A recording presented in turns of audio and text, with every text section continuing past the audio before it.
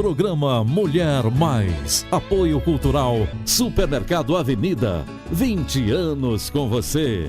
Super sucesso. Agentes autorizados Mazinha e Neures. JV Espaço do Pé, passo a passo com você. Casa dos Fogões e Refrigeração. Instalação e manutenção de ar-condicionado. Olá, boa noite para vocês. Estamos aqui com mais uma edição do programa Mulher Mais. Muitíssimo obrigada por você me aceitar aí na sua casa. A gente trazendo aqui no nosso programa coisas boas para você. Você que tem vontade de fazer uma lipoaspiração, acabar com aquela gordurinha, no nosso Minuto Saúde falaremos sobre a lipoaspiração. Você vai saber os benefícios e os malefícios, né, de se fazer uma lipoaspiração. Também na nossa receita de hoje, nós estamos aí, né, próximo da Páscoa. Eu vou ensinar para você a fazer um bombom de travessa, facílimo de fazer. E hoje aqui no nosso programa, trazendo aqui para você uma parceirona que está sempre aqui conosco, que é a contadora Kelly Oliveira. É também estudante de Direito, né, Kelly? Se atualizando cada vez mais, né? Boa noite para você. Boa noite, Dani. É um prazer estar novamente aqui no seu programa, para que a gente possa, dentro dessa parceria, tirar algumas dúvidas, né, dentro do que a gente está vivendo atualmente, aí que você vai abordar sobre o imposto de renda à pessoa física. Pois é, Kelly, eu quero até te agradecer porque você deixa seus afazeres para vir aqui até no cenário do programa Mulher Mais, trazer cada vez mais informações, né, para o nosso público. Isso é muito importante. E o intuito do programa Mulher Mais é esse, informar. E nós percebemos que muitas pessoas, né? É verdade. Em termos, quando fala declaração de imposto de renda, o pessoal está cru. Verdade. Né?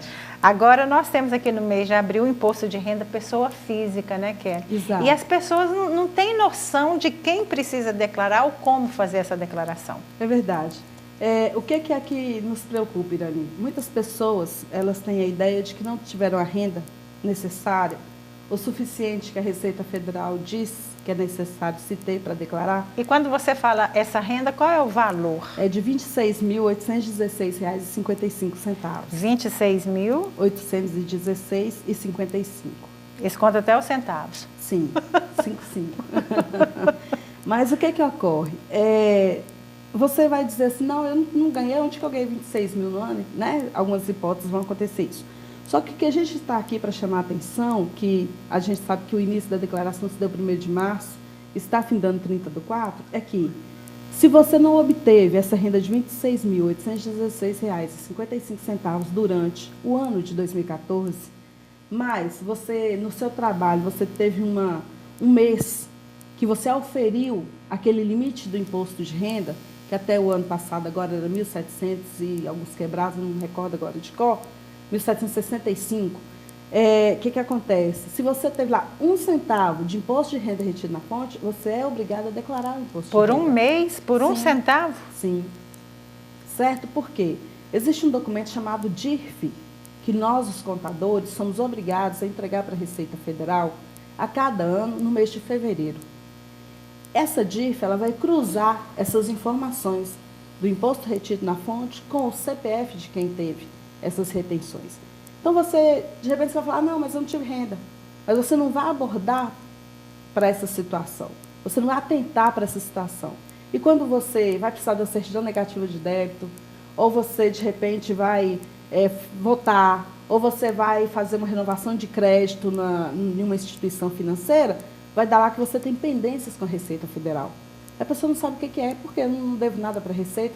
Quando chega lá, você estava obrigado a entregar a declaração de imposto de renda à pessoa física, não fez isso por falta de informação e, para ajudar, vem aí o quê? Passou do prazo, 30/4 é o último dia, você não sabia. Então, quer dizer que quem tem a declaração de imposto de renda pessoa física declarar, o último prazo dela é agora dia 30 de abril. De abril, exatamente. Se eu passar desse dia, tem a multa mínima de R$ 165,74.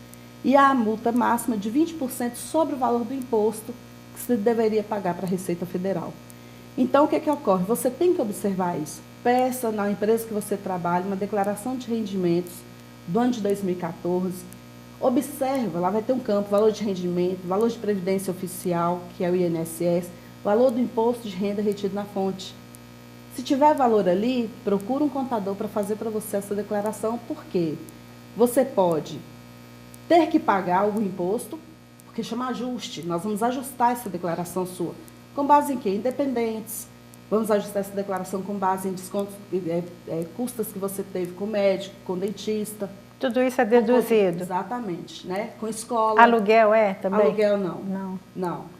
As pessoas acham que sim. Está saindo uma instituição e agora que vai ter o aluguel para fazer o lançamento. Pensão alimentícia? Pensão alimentícia, exatamente. Pensão alimentícia é deduzido? É deduzido, né?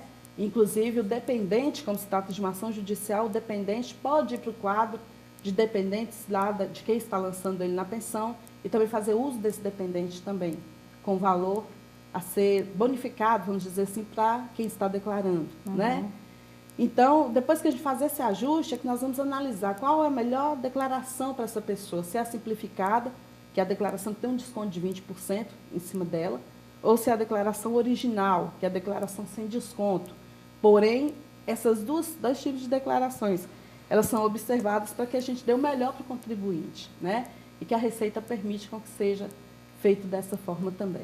Agora, essas pessoas, Kelly, que muitas vezes, em determinado mês, foi deduzido da folha de pagamento dela imposto de renda retido na fonte, né? Que isso aí, muitas vezes, o trabalhador não percebe, mas isso já vem com esses descontos na folha de pagamento. Significa que a pessoa tem que fazer essa declaração porque ele extrapolou o valor de isenção, né? E existe aquela questão que a Receita divulga aí constantemente, restituição do imposto de renda. Toda pessoa que pagou, ela está sujeita à restituição? São casos e casos, em que sentido? Por isso que chama ajuste. Porque, às vezes, o que deduziu de você não quer dizer que você vai receber de volta.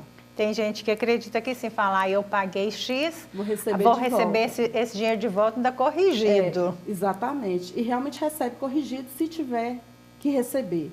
Mas a questão é o seguinte, tem dois pontos fundamentais aqui que a gente precisa pontuar. Primeiro, quando você está pagando durante o ano o imposto de renda retido na fonte, ele tem uma tabela. Ele vai ter uma tabela de janeiro a dezembro. Ele tem uma tabela a ser obedecida, né? Quando você vai fazer o ajuste em abril, em março, iniciando em março, essa tabela, a Receita Federal, ela altera essa tabela para fazer o ajuste.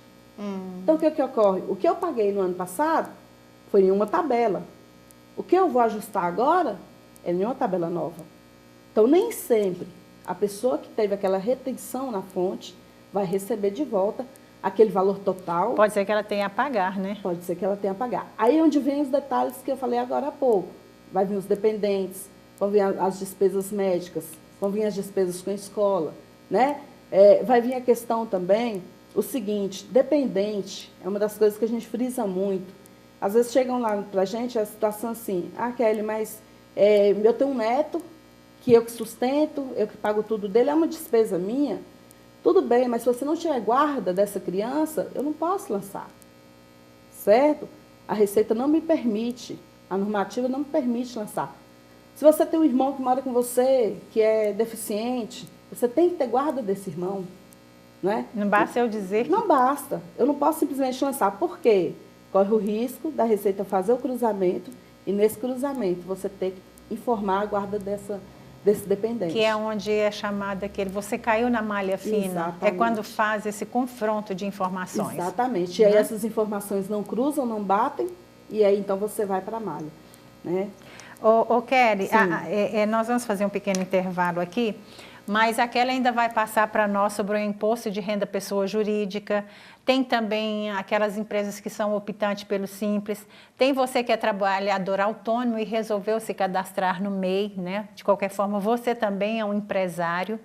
Então, nós vamos falar sobre esses detalhes no próximo bloco. Nós vamos encerrar esse primeiro bloco aqui, trazendo para você a receita super fácil de fazer e muito gostosa. A criançada vai adorar, que é o bombom de travessa. A gente volta daqui a pouquinho.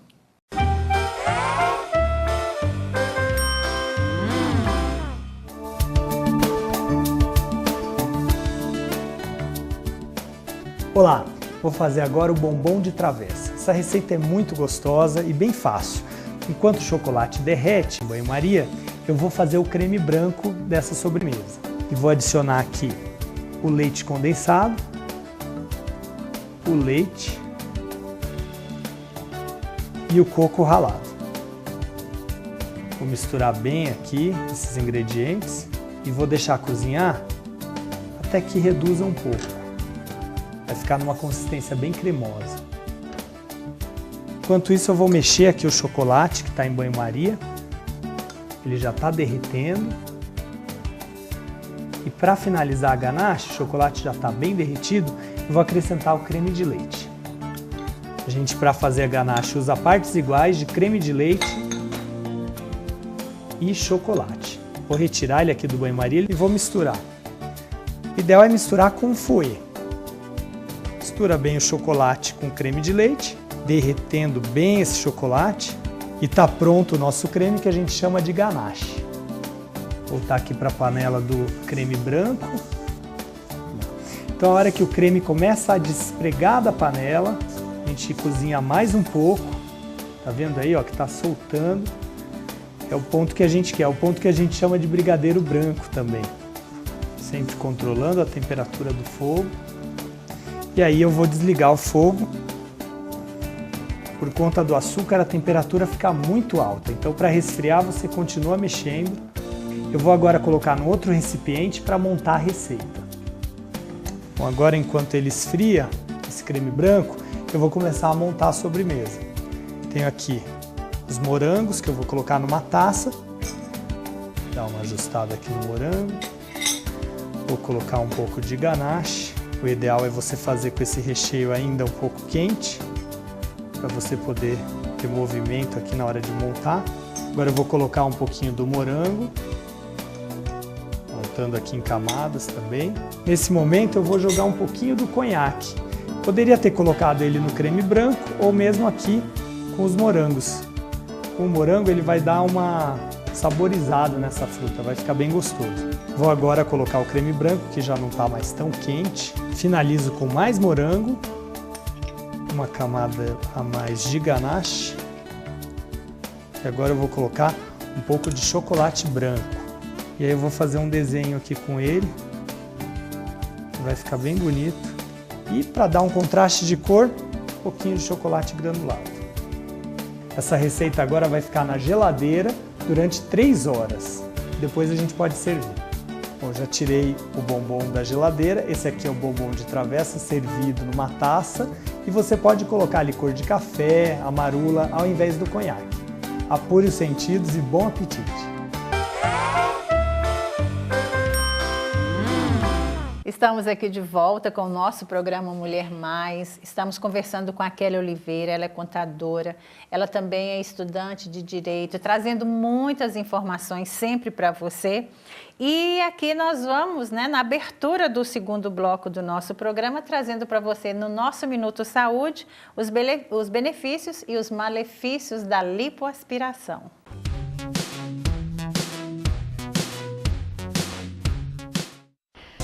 A lipoaspiração, na minha opinião, foi a grande revolução da cirurgia plástica nas últimas décadas. Por que isso?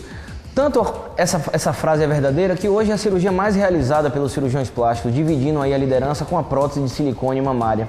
Mas a lipoaspiração é uma cirurgia de pouca invasibilidade, uma cirurgia de superfície e que tem o poder de causar grande impacto no contorno corporal. Temos que pensar na lipoaspiração como cirurgia de contorno corporal e não cirurgia de emagrecimento. Como ela funciona? Através de pequenas incisões localizadas em pontos estratégicos do corpo humano, nós conseguimos remover toda aquela gordura indesejada, de áreas indesejadas, como abdômen, flancos, costas, coxa. E você pode utilizar essa gordura para aumentar áreas nas quais elas são desejadas. Por exemplo, glúteo, coxa, panturrilha, face lateral de coxa e panturrilha. Mas a cirurgia ela é cercada de um grande mito. É muito comum o paciente procurar o cirurgião plástico no consultório e dizer a seguinte frase: doutor, eu tenho muita vontade de fazer uma lipo, porém eu tenho medo. Eu ouvi dizer que é uma cirurgia perigosa. Na verdade, a lipo não é para ser perigosa. Todo e qualquer procedimento cirúrgico, todo e qualquer procedimento médico, na verdade, tem risco. Existem alguns riscos relacionados àquele determinado procedimento. Porém, a lipoaspiração é uma cirurgia de superfície. E sendo de superfície, ela é baixo risco, mas precisa-se de saber quem vai fazer essa cirurgia. É o profissional habilitado? É um cirurgião plástico? Essa é a grande pergunta. Procure um cirurgião plástico para fazer a sua lipoaspiração. E a outra pergunta é, aonde esse procedimento será realizado? A cirurgia tem que ser feita no centro cirúrgico. Lipoaspiração em consultório, ao que se dá o nome de lipolite, mini lipo, hidrolipo, são coisas muito questionáveis, porque as possíveis complicações, se o paciente está dentro do centro cirúrgico, são de uma forma mais fácil revertidas. Dentro do centro cirúrgico e com o profissional anestesista, responsável pela anestesia e pelo monitoramento cardíaco e respiratório. Dessa forma, nós conseguimos atingir o sucesso da lipo, reduzindo drasticamente a incidência de complicações.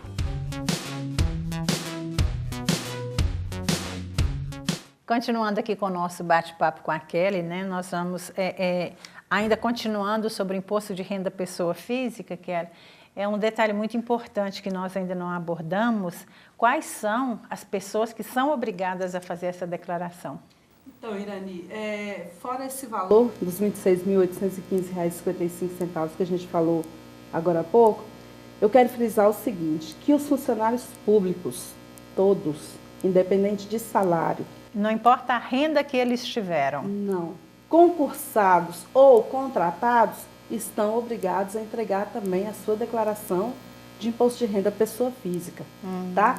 Porque às vezes o funcionário público, ele chega no escritório e fala, mas eu não tive renda não, olha, isso precisa. Eu já falo, olha, você é funcionário, você faz o quê? Quando eu olho lá, tal instituição pública, aí eu digo, não, você tem que declarar, entendeu? Então, são obrigados, por quê? Porque a normativação do órgão público, ele já obriga isso. Então, todos os funcionários públicos, eles têm que estar entregando sua declaração de imposto de renda. Será que isso já é justamente para fazer o confronto do que saiu ali? Sim, com certeza. Uma outra questão também que eu gostaria de aproveitar e frisar é que os sócios e titulares de empresas também estão obrigados. Eles se encaixam na pessoa física. Na pessoa física, isso. Estamos falando, né, da pessoa física. O que ocorre? Eu tenho empresa, mas está inativa. A empresa está parada há muito tempo, eu não vivo mais dessa empresa. Tudo bem. Só que o CNPJ ainda existe. E a gente tem que confrontar com o seguinte, vamos dizer que essa pessoa não está declarando a renda dela, ou autônomo, porque essa pessoa está vivendo. De alguma coisa ela está vivendo, não é? Ela não declara a renda dela, não tem mais a pessoa jurídica, fisicamente falando, mas de direito ela ainda existe, não é? O CNPJ ainda está ativo. O que ocorre? Ela não declara. Vamos supor que ela não entregue a declaração de pessoa física dela. E aí ela falece, certo? Deixou essa empresa aí. A legislação diz o quê? Ela vai para os herdeiros. Porque os herdeiros não vão herdar só as coisas boas, infelizmente. Vão herdar as coisas, ônus e bônus, né? Então, a gente tem que sempre atentar para esse lado. E aí, de repente, os herdeiros estão lá sem saber de nada e a Receita manda uma cobrança, certo? Daquela pessoa falecida. E quando vem aquele símbolozinho ali, aquele carimbo da Receita Federal, todo mundo treme na base. Treme, né? E aí, o que ocorre? Quando isso chega para eles, mas por quê? Que empresa era essa? Não tem conhecimento. E aí chega lá, a Receita está te intimando para dar baixa naquela empresa, ou aquela empresa não está declarando há mais de 5 anos, né? Ou 5 anos, que na verdade, a partir de 5 vai ter a questão da prescrição. E aí a pessoa assusta, a pessoa fala, não, mas eu não sabia, a empresa está barada, tudo bem. Mas o que acontece? Você estava declarando isso? Para banco, a pessoa faleceu, o banco vai intimar os herdeiros a fazer pagamento de dívida. Como é que os herdeiros vão provar? Ou a pessoa viva mesmo, como que vai provar perante a justiça, numa demanda, se for o caso, judicial? Olha aqui, está aqui minha declaração, e eu realmente não tenho renda, a minha é essa aqui, hoje eu vivo disso. Porque a declaração não é um simples papel que você vai entregar para a Receita, ela é um documento que ela pode ser útil, ela é útil sim para a Receita Federal, mas muito mais útil para você, né? Então, a gente, no nosso escritório, todos os nossos clientes, pessoa física relacionada à empresa, mesmo que seja paralisada, eles entregam, devido a esse cuidado que a gente tem do futuro, porque a gente não sabe o que pode acontecer no futuro, né? E essa questão de imposto de renda no nosso país é a única coisa que o pessoal realmente leva a sério, Sim. né? Porque sonegação é considerado crime. E muitas vezes a pessoa não fez a declaração, não foi por maldade, foi por inocência, por desconhecer. Exatamente. Por isso que a gente procura trazer essas informações aqui para você. A Kelly, nós a convidamos e ela se dispôs na hora aqui para trazer essas informações, porque é melhor você declarar, ainda que você acredita que não tem nada a declarar, do que você deixar de declarar e cair na sonegação fiscal ou declarar de maneira errada e cair na malha fina, né, Kelly? Porque antes prevenido que remediar, né? A gente sabe que a gente está vivendo uma situação muito difícil no país. Eu ouço praticamente todos os dias. Agora mesmo esse banco HSBC lá da Suíça, problemas seríssimos aí, porque tem 8 milhões Nacional, 8 mil, se não me engano, de brasileiros. Exatamente. Com contas lá, milhões e milhões aí, né, sendo investigado agora. Exatamente. E a gente ouve todos os dias isso, mas nossa, eu vou pagar esse imposto, eu tenho que pagar isso e tal, mas o Brasil, não sei o quê. Mas a questão é o seguinte, você tem que fazer a sua parte. Não adianta reclamar. Sabe? Não, o que já foi feito a besteira. Então, assim, agora você tem que fazer a sua parte. Qual é a sua parte? Eu falo com meus clientes, olha, o que você tem, o que é a sua obrigação? Sua obrigação é declarar. Pagar é um outro assunto, certo? Pagar você entra no parcelamento, você vai discutir a dívida às vezes judicial, enfim. Mas pagar é um outro assunto. Declarar é não sonegar, né? Então você não está cometendo um crime, né? Então o que a gente chama sempre a atenção e que a gente está aqui abordando esse tema hoje é justamente por quê? Porque a gente sabe que tem colegas que às vezes tem seus clientes que já assumiram, não sabem para onde andam, e existe essa preocupação do nosso lado também, né? Que a pessoa, tem muita gente, Irani, que abandona a empresa. Deixa larga para lá. Larga para lá e desaparece, não dá satisfação, some. Mas aí a gente também tem a nossa questão também de cuidado, né? Que a gente tem que ser tomado, mas a pessoa lá na frente, ela pode ter um dissabor, né? Muito grande em relação a isso. Uma outra questão também que eu pontuei aqui, até eu falei que você que hoje eu vim com a cola, eu nem costumo vir, né? Que é tanta coisa que eu quero falar. Imposto de renda realmente é uma coisa muito séria, né? E assim, são pontos delicados que eu acho que é importante a gente estar citando, né? A questão do espólio, né? O que é o espólio? Eu tinha uma empresa e faleci. Eu entregava minha declaração de imposto de renda da pessoa física. Então a pessoa faleceu. E aí, os herdeiros têm que continuar entregando essa declaração? A resposta é sim. Tem que continuar entregando a declaração. Porém, a pessoa não vai ser mais proprietária ou titular de empresa. Ela vai entrar como espólio agora. Todos os bens dela que ela tiver, ou se não tiver bem nenhum, resguardado dentro dos bens e direitos da declaração de pessoa física, porque um futuro, né, vindouro aí, uma questão de um banco, uma questão de um inventário, está fácil de se resolver. Porque a declaração de pessoa física ela é um documento federal. E ela é recebida pela Justiça como documento verdadeiro. Então, o que você tem é o que está ali. Às vezes as pessoas falam, eu tenho 3 carros, 4 carros, não vou declarar só um. Tudo bem, você é livre para declarar o que você quiser. Mas né? amanhã ou depois não vem reclamar. Não pode reclamar, porque existe o cruzamento de dados. Agora, em relação ao espólio, é isso que eu queria frisar. Porque às vezes, meu pai faleceu, a esposa faleceu, o esposo, o dono da empresa faleceu, não precisa mais. Ao contrário, você tem que continuar declarando todos os anos até que se resolva o problema de fechar a empresa, ou os herdeiros e sucessores pegarem essa empresa para cuidar, não é? Entrarem nessa sociedade, ou de repente decidirem finalizar essa empresa. Ou, porventura, tiver uma questão de inventário, ser definido o inventário também. Certo, Kelly, nós encerramos aqui mais um bloco do nosso programa. O assunto é extenso, como vocês podem verificar, né? Vocês estão percebendo aqui que o assunto é extenso. A Kelly poderia dar mais e mais explicação, mas o nosso tempo aqui é limitado.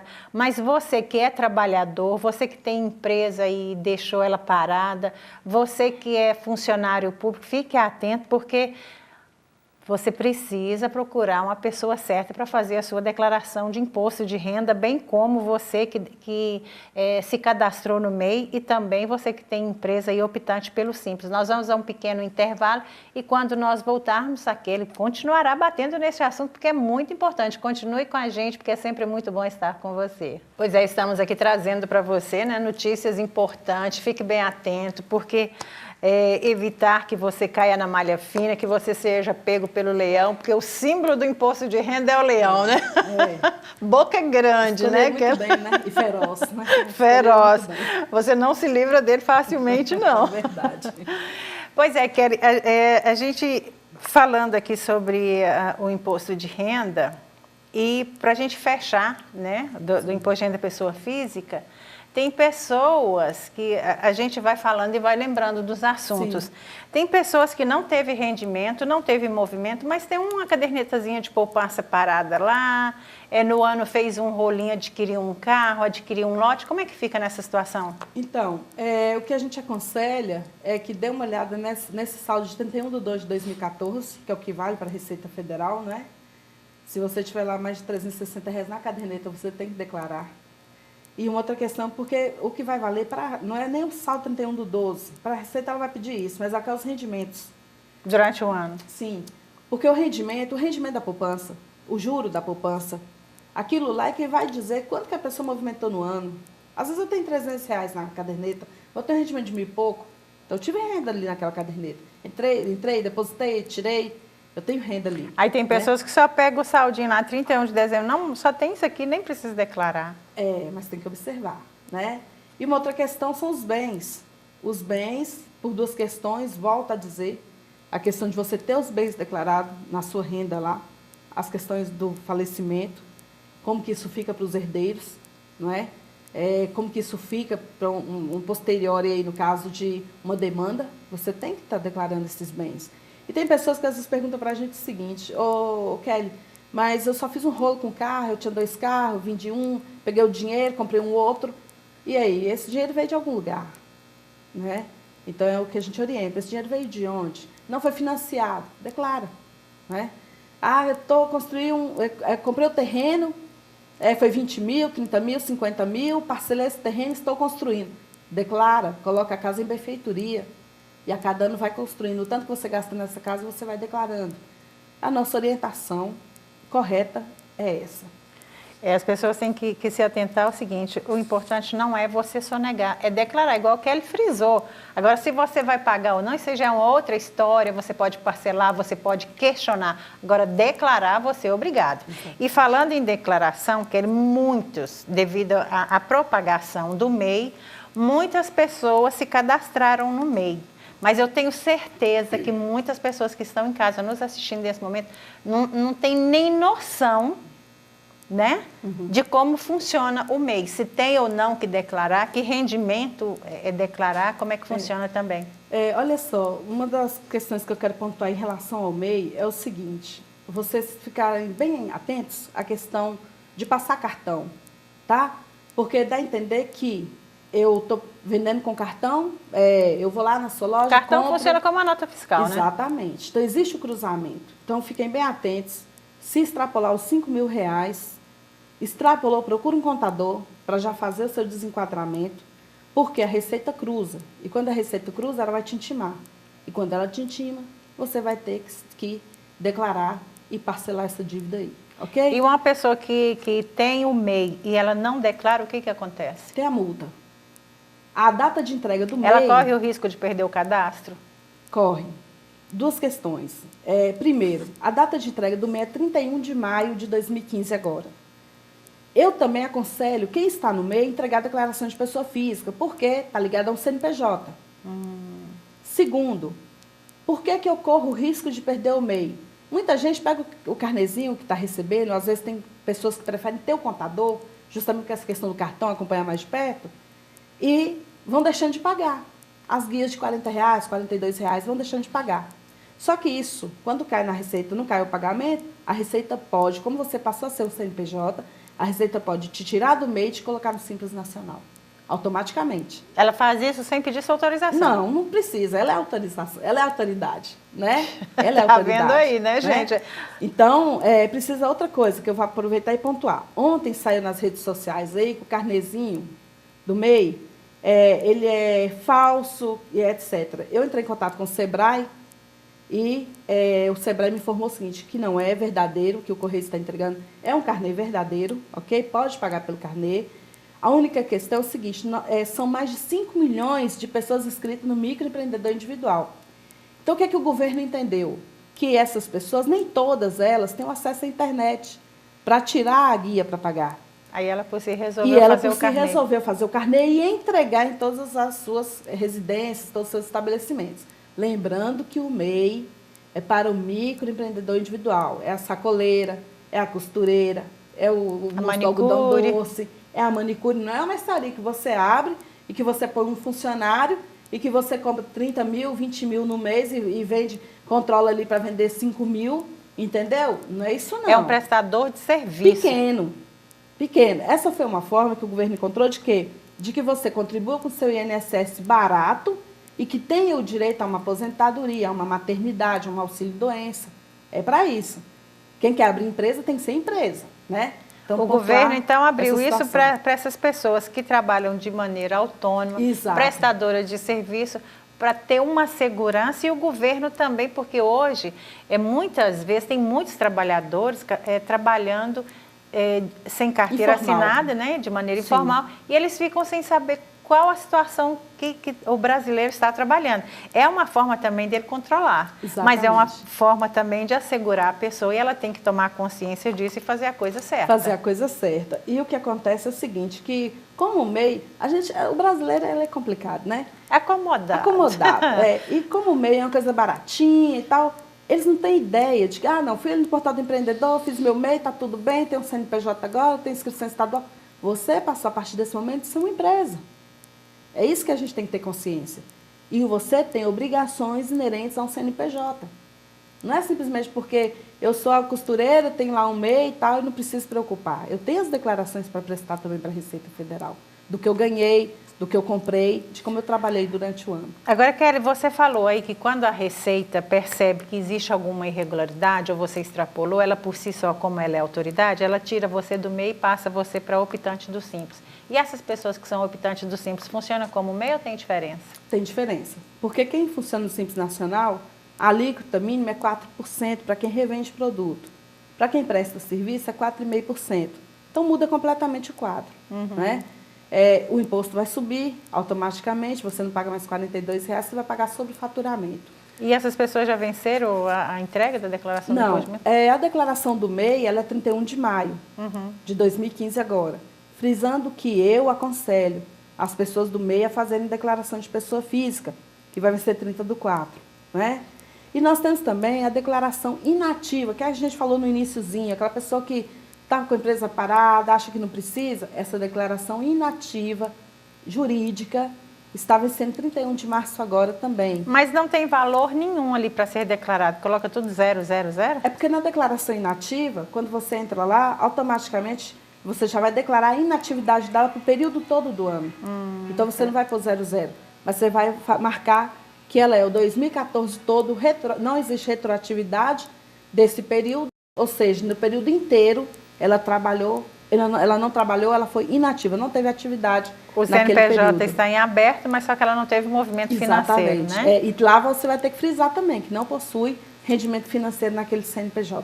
E a data é 31 de março, bem como as declarações do Simples Nacional, 31 de março também. 30 de abril, a declaração de pessoa física, 31 de maio, a declaração do MEI. Todas essas informações foram importantíssimas para as pessoas que estão nos assistindo, mas se alguém teve ainda alguma dúvida, como que ela faz para esclarecer? Você tem algum portal, algum endereço para passar para as pessoas procurar e esclarecer?